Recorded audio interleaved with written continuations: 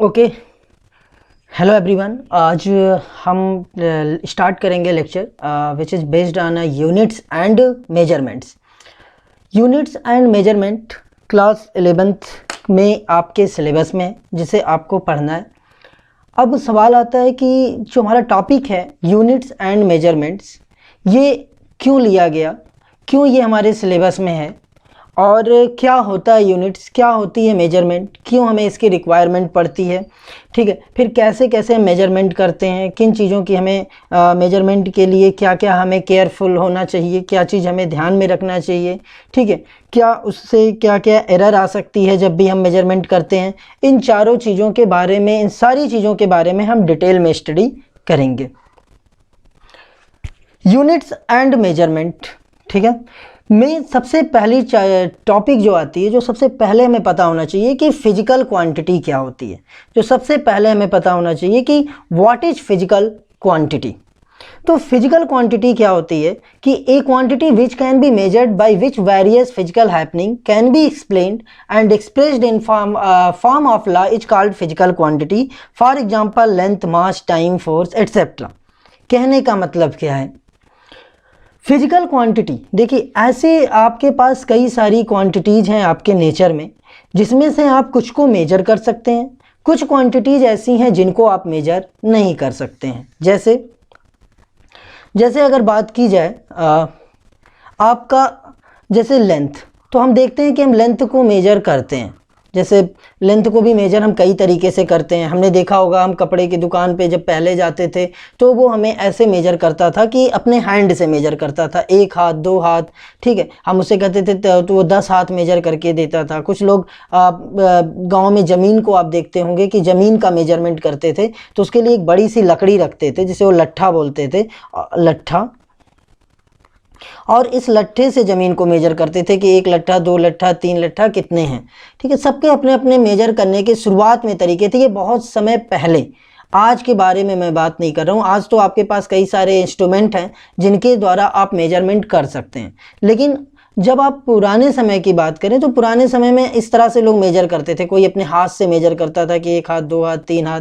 समय के लिए आप देखते थे कि लोग सूर्य और चंद्रमा के डायरेक्शन पर बेस्ड थे। ठीक है, उनके बेसिस पर टाइम का देखते थे कि क्या टाइम हो रहा है, कैसा टाइम है, कितना बज रहा है। ठीक है, इसी तरह ज़मीन के मेजरमेंट के लिए बहुत से गाँवों में लट्ठे से यूज किया जाता था। एक डंडा होता था, वो बना होता था, और उस डंडे के द्वारा आप ज़मीन को मेजर करते थे कि लेंथ इतना लट्ठा है और विड्थ में इतना लट्ठा है, और इस तरह से आप अपने फील्ड का मेजरमेंट करते थे।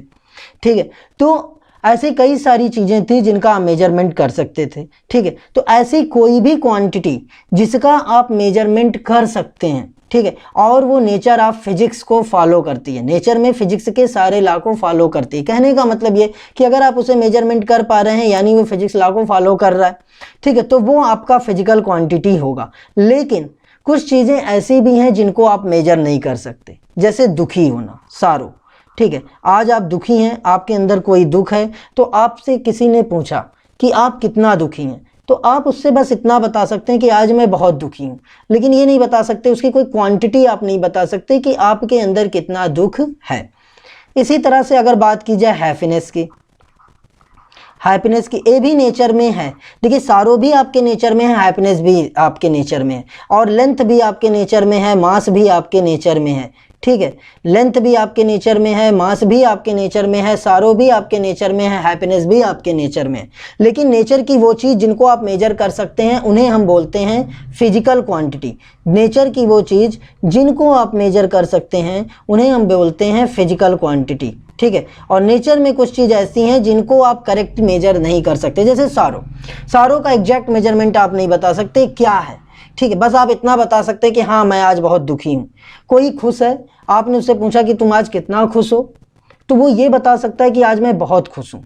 ठीक है, लेकिन कितना खुश हूँ ये वो नहीं बता सकता, एग्जैक्ट मेजरमेंट नहीं कर सकता। ठीक है, हम दो लोगों में कंपेयर तो कर सकते हैं कि एक उससे ज़्यादा खुश है, एक उससे कम खुश है, लेकिन हम उस कंपैरिजन की भी एग्जैक्ट वैल्यू नहीं बता सकते कि दोनों के बीच में एग्जैक्ट डिफरेंस कितना है, दोनों की खुशी में एग्जैक्ट डिफरेंस कितना है। तो यानी कि हम सारों को मेजर नहीं कर सकते, हम हैप्पीनेस को मेजर नहीं कर सकते। इसी तरह ब्यूटीफुल की बात करें, सुंदरता, ठीक है, ब्यूटीफुल होना, ठीक है, सुंदरता की बात करें तो हम बता सकते हैं कि कोई कितना सुंदर है, ठीक है, लेकिन हम ये नहीं बता सकते कि एग्जैक्ट कितना है। हाँ, बहुत सुंदर है, कम सुंदर है या नहीं सुंदर है, 3 चीज़ों में हम बताते हैं, लेकिन ये नहीं बता सकते कि वो 1 किलो सुंदर है या 2 मीटर सुंदर है या 3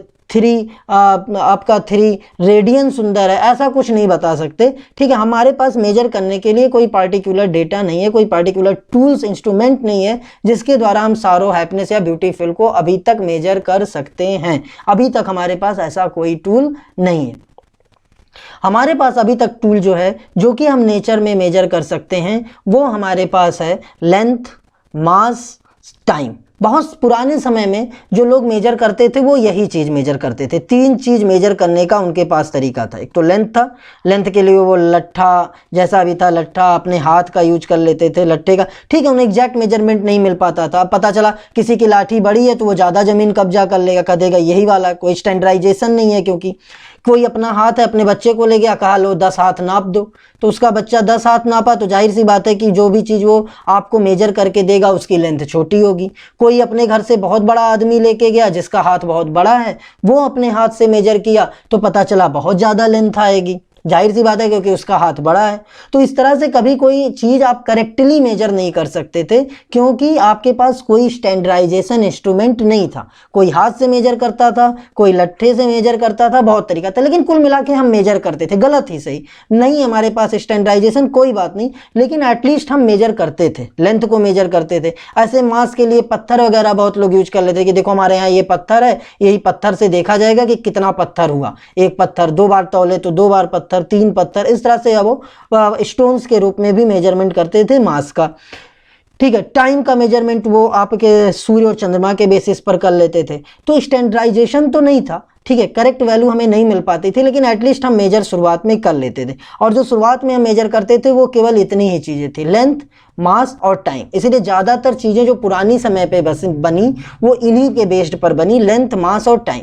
फिर जैसे जैसे आपका समय बीता हम उसके बाद करंट को मेजर करने लगे। आने वाले टाइम में हम सब अमाउंट ऑफ सब्सटेंस को मेजर करने लगे। अभी ये आप सब पढ़ेंगे, ठीक है, अमाउंट ऑफ सब्सटेंस का भी मेजर करना हमने खोज लिया कि करंट को कैसे मेजर करेंगे, सब्सटेंस को कैसे मेजर करेंगे, ये सब चीज़ें, टेम्परेचर को कैसे मेजर करेंगे। शुरुआत में हमारे पास टेम्परेचर को भी मेजर करने का कोई तरीका नहीं था, ये सब धीरे धीरे आई हैं। जो सबसे पुराने समय में लोग मेजर कर सकते थे वो केवल 3 चीज़ें थी, इसीलिए ज़्यादातर चीज़ें केवल इन्हीं पे बनी हैं, लेंथ, मास और टाइम।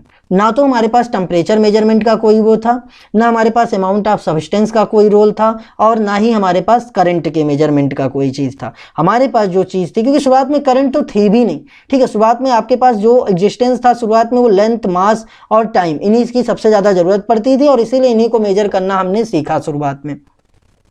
तो कोई भी ऐसी चीज़ जिनको कि आप मेजर कर सकते हैं that is known as physical quantity, और ऐसी चीज़ जिनको आप मेजर नहीं कर सकते वो फिजिकल क्वांटिटी नहीं होगी। तो लेंथ, मास, टाइम ये आप मेजर कर लेते थे, इसलिए ये फिजिकल क्वांटिटी हैं। जबकि सारो, हैप्पीनेस, ब्यूटीफुल ये चीज़ों को आप मेजर नहीं कर पाते थे, इसीलिए ये आपका क्या है, फिजिकल क्वांटिटी नहीं है। तो डेफिनीशन में अगर हम देखें तो फिजिकल क्वांटिटी में यही कहा गया है कि ए quantity which can be measured and by which, ठीक है, and by which various physical happenings can be explained. मतलब एक क्वांटिटी जिसको कि मेजर किया जा सकता है और वो फिजिक्स के सारे जो भी चीज़ें होती हैं उसके द्वारा एक्सप्लेन किया जा सकता है। इसके अलावा, ठीक है, वो फिजिकल के सभी लॉ को एक्सप्रेस करता है, ठीक है, and express in form of law is called a physical quantity, ठीक है, और लॉ के रूप में आप उसे एक्सप्रेस कर सकते हैं, that is known as physical quantity.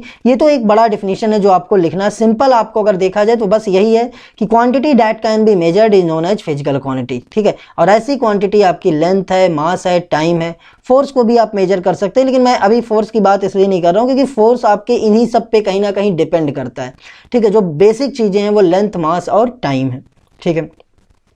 Other hand दूसरी जगह पर, ठीक है, दूसरी तरफ हम देखते हैं कि कई ऐसी चीज़ें हमारी लाइफ में हैं जिनको हम मेजर नहीं कर सकते, जैसे हैप्पीनेस, खुशी, सारो, दुख, ठीक है, और इसीलिए हम इनको फिजिकल क्वांटिटी नहीं कहते हैं। तो ऐसी लाइफ में बहुत सारी चीज़ें हैं जिनको आप मेजर नहीं कर सकते और वो कहलाती हैं आपकी फिजिकल क्वांटिटी नहीं होंगी। ऐसी सारी चीज़ें जिनको आप मेजर कर सकते हैं वो फिजिक्स के लॉ को एक्सप्रेस करती हैं, that is known as physical quantity. तो physical quantity length mass time होगा, जबकि आपका जो फिजिकल क्वांटिटी नहीं है, जिसको आप मेजर नहीं कर सकते, हैप्पीनेस है, सारो है, ब्यूटीफुल है, ठीक है, एटसेट्रा है। ठीक है, अब किसी भी फिजिकल क्वांटिटी को ठीक है, आप दो चीज़ों से रिप्रेजेंट करते हैं। कैसे? आपने देखा होगा कि अगर हमें मान लीजिए लेंथ को लिखना है, ठीक है, तो अभी आप अगर लेंथ आपसे पूछा जाता है तो आप लिखते हैं 10 मीटर। ठीक है, ऐसे आप लेंथ लिखते हैं। जहाँ पर 10 जो होता है ये दिखाता है आपका मैग्नीट्यूड। ठीक है, ये आपके मैग्नीट्यूड को बताता है। मीटर यहाँ पर जो है ये बताता है आपका यूनिट। ठीक है, और लेंथ यहाँ पर जो है ये है फिजिकल क्वांटिटी। ठीक है, ये है फिजिकल क्वांटिटी। क्यों है फिजिकल क्वांटिटी? क्योंकि आप लेंथ को मेजर कर सकते हैं। तो लेंथ हो गया फिजिकल क्वांटिटी, 10 हो गया मैग्नीट्यूड, m जो कि आप मीटर लिख रहे हैं वो हो गया यूनिट। तो किसी भी फिजिकल क्वांटिटी को रिप्रेजेंट करने के लिए दो चीज़ों की ज़रूरत पड़ती है, एक तो मैग्नीट्यूड और दूसरा उसका यूनिट। तो वही चीज़ यहाँ लिखी गई है कि ये physical quantity is represented completely by its magnitude and unit. कोई भी फिजिकल क्वांटिटी अगर आपको लिखनी है, चाहे लेंथ 10 मीटर हो जाएगा, जहाँ 10 आपका क्या हो जाएगा मैग्नीट्यूड और m आपका हो गया यूनिट। आपको मास लिखना है तो मास आपका मान लीजिए लिखा गया मास, तो मास हो गया आपका फिजिकल क्वांटिटी और इक्वल टू मान लीजिए हो गया 10 kg। तो यहाँ पर आपका 10 जो हो गया मैग्नीट्यूड हो गया। ठीक है, 10 यहाँ पर मैग्नीट्यूड हो जाएगा, kg यहाँ पर आपका क्या हो गया यूनिट हो गया। तो मास आपका फिजिकल क्वांटिटी है, ये भी आपका फिजिकल क्वांटिटी है। तो मास यहाँ पर आपका फिजिकल क्वांटिटी, मैग्नीट्यूड 10, यूनिट आपका kg हो गया। तो कोई भी फिजिकल क्वांटिटी हो उसको रिप्रेजेंट करने के लिए आपको दो चीज़ें चाहिए, एक तो मैग्नीट्यूड चाहिए और दूसरा आपको ज़रूरत पड़ती है यूनिट की। फिर आते हैं वही चीज़, यहाँ एग्जांपल से मैंने दिखाया कि अगर 5 मीटर कहीं पे लिखा गया, ठीक है, 5 मीटर कोई लेंथ लिखी गई है तो उसका मतलब है 5 times the unit of length. ठीक है, जैसे मैंने यहाँ 10 मीटर लिखा है तो इसका मतलब क्या हुआ कि 1 मीटर, ये जो मीटर है इसका 10 टाइम्स आपका लेंथ है। अब मीटर कोई स्टैंडर्ड वैल्यू है, यूनिट है, वो आपको बताएंगे कि यूनिट होती क्या है। फिलहाल इस मीटर का 10 टाइम्स आपका 10 है, तो ये वही बताता है। अगर ये 20 लिखा होता लेंथ इक्वल टू 20 मीटर, तो यानी ये इस मीटर का 20 टाइम्स है। तो वही चीज़ यहाँ बताया जा रहा है कि फॉर एग्जांपल अगर 5 मीटर कोई लेंथ लिखी गई है तो उसका मतलब होता है कि 5 times the unit of length, यानी किसी भी लेंथ का 5 टाइम्स। ठीक है, यहाँ पर 5 आपका वही न्यूमेरिकल वैल्यू है जो कि उस क्वांटिटी को रिप्रेजेंट कर रहा है, उसके मैग्नीट्यूड को रिप्रेजेंट कर रहा है। ठीक है, जो आपको चाहिए। ठीक है, एंड ठीक है, मीटर यहाँ पर जो है, जो आपका यहाँ पर मीटर जो है वो उसके क्वांटिटी के यूनिट को रिप्रेजेंट कर रहा है। तो अगर कहीं पे 5 मीटर लिखा है तो 5 आपका मैग्नीट्यूड हो गया, मीटर यूनिट हो गया, और इस स्टेटमेंट का मतलब हुआ कि इस मीटर का 5 टाइम्स आपका कोई चीज़ है। ठीक है, बिल्कुल ऐसे अगर 10 मीटर लिखा है तो यहाँ पर मीटर आपका यूनिट हो जाएगा और 10 का मतलब हुआ 10 टाइम्स ऑफ दिस मीटर। ठीक है, जैसे 10 kg लिखा है तो kg का मतलब यहाँ 10 kg का मतलब हो गया कि इस kg का 10 टाइम्स, जहाँ पर 10 मैग्नीट्यूड हो गया और kg इस फिजिकल क्वांटिटी का यूनिट हो गया। कोई भी फिजिकल क्वांटिटी अगर आप मेजर करेंगे तो उसके लिए कोई ना कोई यूनिट होगा, क्योंकि बिना यूनिट के आप फिजिकल क्वांटिटी को रिप्रेजेंट नहीं करेंगे। कोई भी फिजिकल क्वांटिटी में हमेशा दो चीज़ होगी, एक तो होगी मैग्नीट्यूड, दूसरा होगा यूनिट। फिजिकल क्वांटिटी वो जिसको आप मेजर कर सकते हैं। इतनी बात आपके समझ में आ गई होगी। अब आगे चलते हैं। तो अब आगे देखें तो हमने एक चीज बताया कि in expression a physical quantity we choose a unit and then find that how many times the unit is contained in the given physical quantity. ठीक है, कभी भी किसी भी फिजिकल क्वांटिटी को रिप्रेजेंट करने के लिए, कभी भी किसी भी फिजिकल क्वांटिटी को रिप्रेजेंट करने के लिए सबसे पहले हमें चाहिए होता है एक यूनिट, ठीक है, कि वो मीटर में है वो फिजिकल क्वांटिटी, या उस फिजिकल क्वांटिटी को हम केजी में रिप्रेजेंट करेंगे, या उस फिजिकल क्वांटिटी को हम सेकंड में रिप्रेजेंट करेंगे। तो पहले हम यूनिट सेलेक्ट करते हैं कि वो फिजिकल क्वांटिटी का यूनिट क्या है, हम उसे किस में रिप्रेजेंट कर सकते हैं।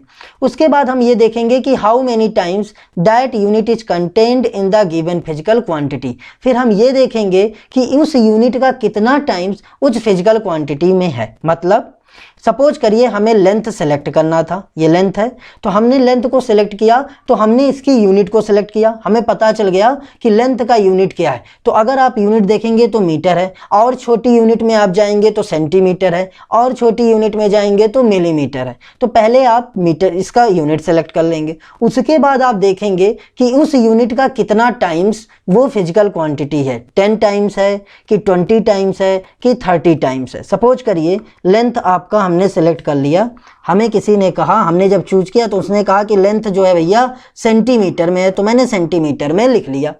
उसने हमसे कहा कि लेंथ के लिए जो आपको यूनिट चूज करनी है वो सेंटीमीटर, हमने सेंटीमीटर चूज कर लिया। अब उसने कहा कि जो क्वांटिटी इसमें है वो इस सेंटीमीटर का 30 टाइम्स है। तो इसका मतलब ये है कि इस फिजिकल क्वांटिटी यानी लेंथ की में जो मैग्नीट्यूड है वो 30 है और इसका जो यूनिट है वो सेंटीमीटर है। इट मीन्स कि लेंथ की जो वैल्यू है that is equal to 30 centimetre. तो ये स्टेटमेंट में कह रहा है कि किसी भी फिजिकल क्वांटिटी को रिप्रेजेंट करने के लिए, कोई भी फिजिकल क्वांटिटी अगर आपको रिप्रेजेंट करनी है तो आप सबसे पहले यूनिट सेलेक्ट करते हैं। उसके बाद आप ये देखते हैं कि वो यूनिट का कितना टाइम्स है, 10 टाइम्स है कि 20 टाइम्स है कि 30 टाइम्स है, ठीक है। और उसके बेसिस पर आप क्वांटिटी को रिप्रेजेंट करते हैं। यानी अगर हम ये कहें, एक फार्मूला बनाएं, तो कोई भी फिजिकल क्वांटिटी में दो चीज़ होगा, एक तो मैग्नीट्यूड होगा, एक यूनिट होगा। यानी हम किसी भी फिजिकल क्वांटिटी को इस तरह से लिख सकते हैं। कोई भी फिजिकल क्वांटिटी है तो किसी भी फिजिकल क्वांटिटी को हम इस तरह से रिप्रेजेंट कर सकते हैं। देखिए ये हमारे पास फिजिकल क्वांटिटी है, इसको हम रिप्रेजेंट कर सकते हैं n इंटू यू से, जहाँ पर n हमारा दिखाता है मैग्नीट्यूड या न्यूमेरिकल वैल्यू, ठीक है। आपके न्यूमेरिकल वैल्यू को दिखाता है कि वो न्यूमेरिकल वैल्यू कितनी होगी, ठीक है। 10 टाइम्स, 20 टाइम्स या 30 टाइम्स या 40 टाइम्स उस न्यूमेरिकल वैल्यू की वैल्यू कितनी होगी, ये चीज़ ये बताता है, ठीक है। U आपको बताता है यूनिट के बारे में। तो किसी भी फिजिकल क्वांटिटी को अगर आपको रिप्रेजेंट करना है तो दो चीज़ें होंगी, एक तो उसका मैग्नीट्यूड, दूसरा उसका यूनिट, ठीक है। मैग्नीट्यूड को दिखा रहा है यहाँ पर n, जिसे हम न्यूमेरिकल वैल्यू के रूप में रिप्रेजेंट करते हैं। U को यहाँ पर दिखा रहा है यूनिट। अब देखिए किसी भी फिजिकल क्वांटिटी के लिए यूनिट अलग अलग भी हो सकती है। किसी भी फिजिकल क्वांटिटी के लिए आपकी यूनिट अलग अलग भी हो सकती है। जैसे लेंथ के लिए आपकी यूनिट जो हो सकती है मीटर भी हो सकती है, आपकी यूनिट सेंटीमीटर भी हो सकती है, ठीक है। अब अगर आपने लेंथ में लिखा मीटर और उसका मैग्नीट्यूड लिखा 10, तो निश्चित है 10 मीटर यहाँ पर जो मैग्नीट्यूड हो जाएगा वो हो जाएगा 1000, ठीक है। तो यानी ये 10 मीटर का मतलब भी वही है और 1000 सेंटीमीटर का मतलब भी वही है, दोनों का मतलब सेम है। बस जब आपकी यूनिट बड़ी होगी तो मैग्नीट्यूड, ये जो न्यूमेरिकल वैल्यू है, ये कम हो जाएगा, और जब आपका यूनिट छोटा होगा तो न्यूमेरिकल वैल्यू की वैल्यू बड़ी हो जाएगी। यानी किसी भी फिजिकल क्वांटिटी के लिए आपका n1 u1 equal to n2 u2 होता है। किसी भी फिजिकल क्वांटिटी के लिए आपका जो n1 u1 है और n2 u2 है ये हमेशा कांस्टेंट होगा। यानी जब आपकी यूनिट बड़ी होगी आपकी न्यूमेरिकल वैल्यू कम हो जाएगी, और अगर आपका यूनिट छोटा होगा तो न्यूमेरिकल वैल्यू की वैल्यू बड़ी हो जाएगी। जैसे लेंथ में मीटर की वैल्यू छोटी थी तो 10, आप मीटर की वैल्यू बड़ी है तो 10 छोटा हो गया। सेंटीमीटर की वैल्यू आपकी छोटी है तो 1000 की वैल्यू बड़ी हो गई। लेकिन 10 मीटर भी आपका वही रिप्रेजेंट करेगा जो 1000 सेंटीमीटर रिप्रेजेंट करेगा। ठीक है। तो इसका मतलब ये है कि वही चीज़ मैं यहाँ बता रहा हूँ कि कोई भी फिजिकल क्वांटिटी दो चीज़ों से रिप्रेजेंट की जाती है, एक तो उसका मैग्नीट्यूड होगा और दूसरा उसका यूनिट होगा। मैग्नीट्यूड को हम यन से रिप्रेजेंट करते हैं क्योंकि मैग्नीट्यूड न्यूमेरिकल वैल्यू में होगा, या तो 10, 20, 5, 6, 12, 13, 14 कुछ भी होगा, और यू आपका यूनिट है। और किसी भी फिजिकल क्वांटिटी के लिए कई सारी यूनिट होती हैं, जैसे लेंथ के लिए मीटर, सेंटीमीटर, एमएम, मास के लिए किलोग्राम, ग्राम, आपका मीट्रिक टन, कुंतल, बहुत सारी चीज़ें हैं आपकी। तो अगर यूनिट बड़ा होगा तो निश्चित है कि न्यूमेरिकल की वैल्यू छोटी होगी, और अगर यूनिट छोटा हुआ तो न्यूमेरिकल वैल्यू बड़ी होगी, क्योंकि ये एनयू आपका हमेशा कांस्टेंट होगा।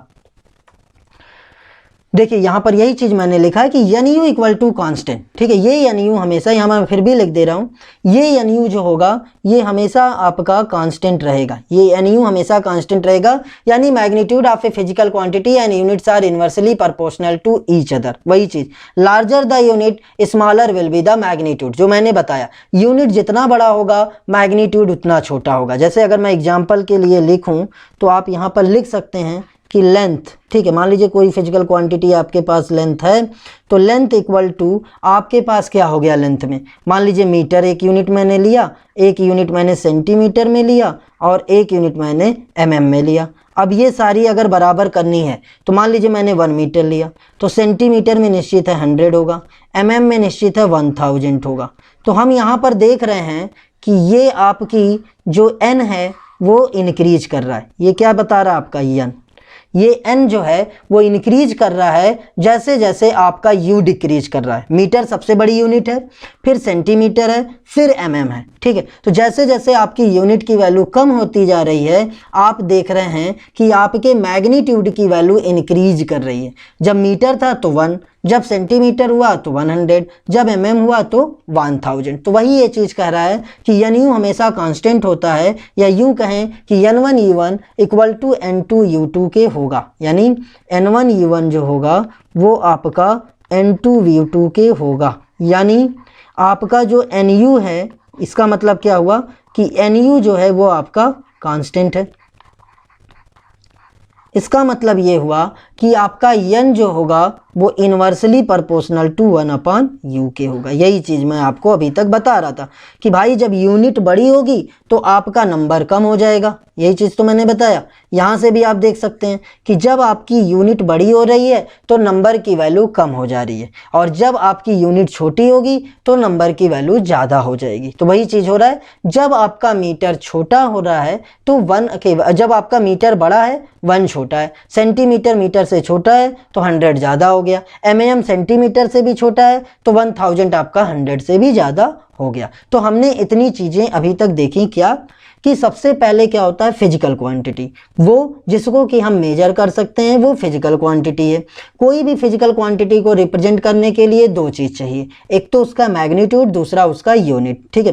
किसी भी फिजिकल क्वांटिटी को हम दो तरह से रिप्रेजेंट करेंगे, मैग्नीट्यूड इनटू यूनिट। मैग्नीट्यूड को हमने एन से रिप्रेजेंट किया और यूनिट को यू। हमने ये देखा कि एन यू की वैल्यू किसी भी फिजिकल क्वांटिटी के लिए कांस्टेंट होती है। इट मीन्स कि n1 u1 इक्वल टू होगा n2 u2, n1 u1 equal to n2 u2। ये बता रहा है कि किसी भी फिजिकल क्वांटिटी के लिए यूनिट डिफरेंट हो सकती है, और अगर आपकी यूनिट कम होती जाएगी तो ये नंबर की वैल्यू बढ़ती जाएगी, लेकिन आपकी एक्चुअल वैल्यू कभी भी चेंज नहीं करेगी। अगर लेंथ 1 मीटर है तो यहाँ भी 1 मीटर, यहाँ भी ये 1 मीटर को ही रिप्रेजेंट करेगा। बस हो ये रहा है कि जैसे जैसे यूनिट छोटी होती जा रही है आपके नंबर की जो वैल्यू है वो इंक्रीज करते जा रही है। तो ये चीज़ आपको पता होनी चाहिए, ठीक है। आई होप कि यहाँ तक आपको समझ में आ गया होगा। अब आगे चलते हैं। अब फिजिकल क्वांटिटी कितनी तरीके की हो सकती है, इस पे हम बात करते हैं कि फिजिकल क्वांटिटी आपकी कितने तरीके की हो सकती है, कैसे कैसे होती है।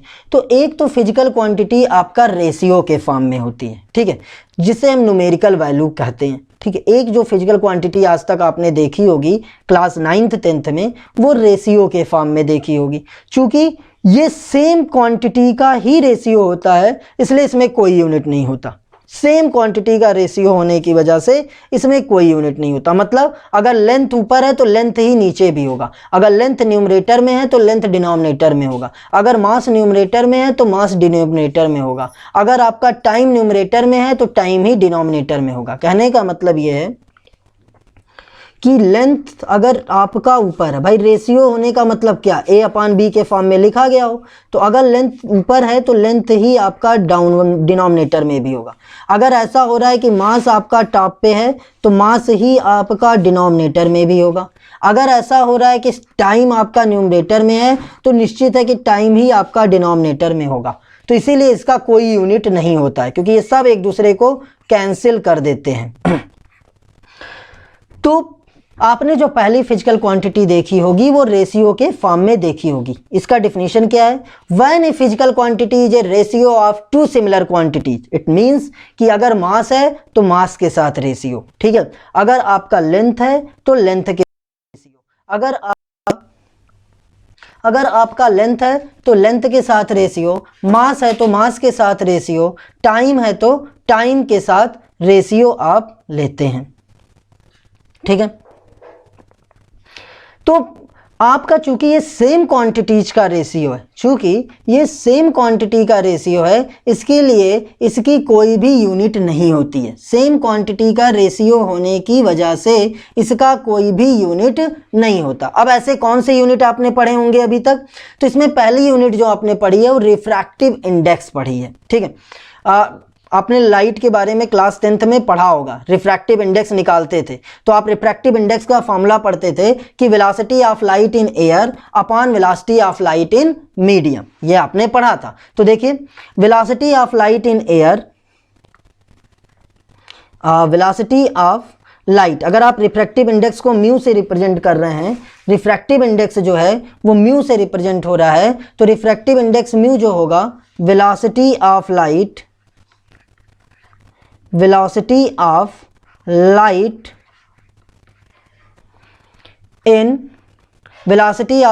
in air अपॉन, या वैक्यूम कह सकते हैं, ठीक है। Velocity of light in air या वैक्यूम कहिए, और अपॉन हो गया velocity of light in medium, velocity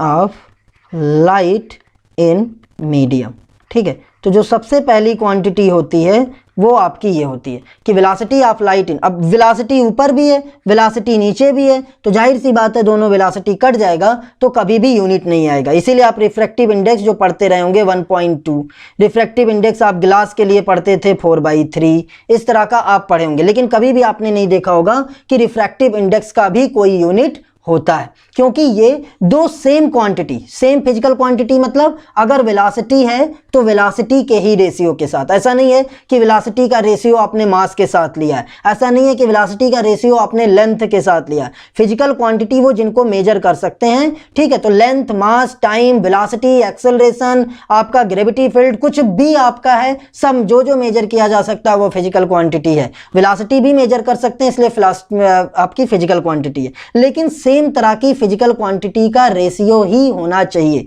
मतलब वेलोसिटी है तो वेलोसिटी का रेशियो होना चाहिए। तो रिफ्रैक्टिव इंडेक्स कुछ इसी तरह का रेशियो होता है, इसीलिए उसकी कोई भी यूनिट नहीं होती। उसके बाद एक स्ट्रेन होता है, स्ट्रेन आप आगे पढ़ेंगे, ठीक है। स्ट्रेन होता है कि चेंज इन डायमेंशन, मतलब चेंज इन डायमेंशन की जगह मैं थोड़ी देर के लिए मान ले रहा हूं लेंथ, ठीक है। Change in length upon original length, ठीक है। ऐसा हो रहा हो कि आपके लेंथ में कोई चेंज हो रहा हो, मतलब डेल्टा एल, और ओरिजिनल लेंथ आपकी एल हो, तो ए भी लेंथ है भाई, चेंज होने से मतलब थोड़ी कि लेंथ खत्म हो जाएगा, और ए भी आपका लेंथ है, तो दोनों लेंथ आपकी कैंसिल हो गई, तो जाहिर सी बात है इसकी भी यूनिट नहीं होगी। इसीलिए स्ट्रेन की यूनिट, स्ट्रेन को जब कहीं पे बताया जाता है डेल्टा एल, तो स्ट्रेन अपॉन एल, तो स्ट्रेन की वैल्यू भी ऐसे लिखी जाती है, या तो 1.2 या 13 या 10 या 4 4, लेकिन कभी भी इसकी यूनिट आपको नहीं बताई जाएगी, क्योंकि स्ट्रेन भी सेम तरह के फिजिकल क्वांटिटी का ही रेशियो है। जैसे यहाँ वेलोसिटी अपॉन वेलोसिटी का रेशियो होता था, वैसे यहाँ पर डायमेंशन अपॉन डायमेंशन का रेशियो होता है। अगर लेंथ होगा तो लेंथ के साथ रेशियो,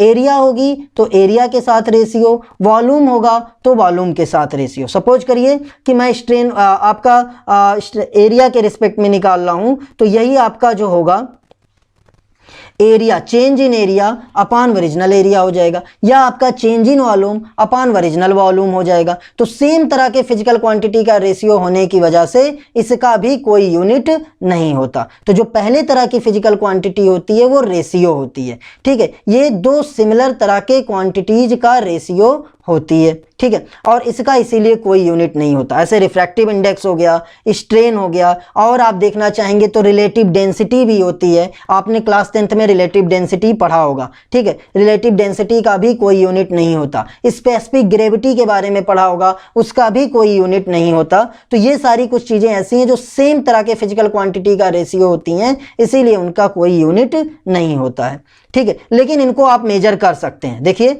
रिफ्रैक्टिव इंडेक्स को आप मेजर करते हैं तभी तो अलग अलग आता है, तभी तो आप बता पाए कि वाटर के लिए, आपका ग्लास के लिए 4/3 है, वाटर के लिए 1 पॉइंट कुछ और है, ठीक है। ये आप इसीलिए बता पा रहे हैं रिफ्रैक्टिव इंडेक्स, क्योंकि आपको पहले से आप इसको मेजर कर सकते हैं। इसी तरह स्ट्रेन को भी हम मेजर करते हैं। कई सारे हमारे पास इंस्ट्रूमेंट हैं जिनके द्वारा हम स्ट्रेन को मेजर कर पाते हैं, तभी तो ये डिफरेंट वैल्यू हमें मिल रही है, 1.2, 13, 10, 4। तो स्ट्रेन आप मेजर कर सकते हैं, इसलिए ए भी फिजिकल क्वांटिटी है। रिफ्रैक्टिव इंडेक्स भी आप मेजर कर सकते हैं, इसलिए ए भी फिजिकल क्वांटिटी है, लेकिन इनका कोई यूनिट नहीं होगा। जबकि मैंने बताया कि फिजिकल क्वांटिटी में दो चीज होना जरूरी है, एक तो मैग्नीट्यूड, एक तो यूनिट। तो आप एक्सेप्शन में ये कह सकते हैं कि हाँ, यहां पर मैग्नीट्यूड और यूनिट दोनों नहीं है, यहां पर सिर्फ मैग्नीट्यूड है, यूनिट नहीं है। रीजन ये है कि सेम तरह के फिजिकल क्वांटिटी का रेशियो होने की वजह से यूनिट हट गया है, ठीक है। बाकी आपका नेक्स्ट लेक्चर पे डिस्कस होगा। Okay, thank you.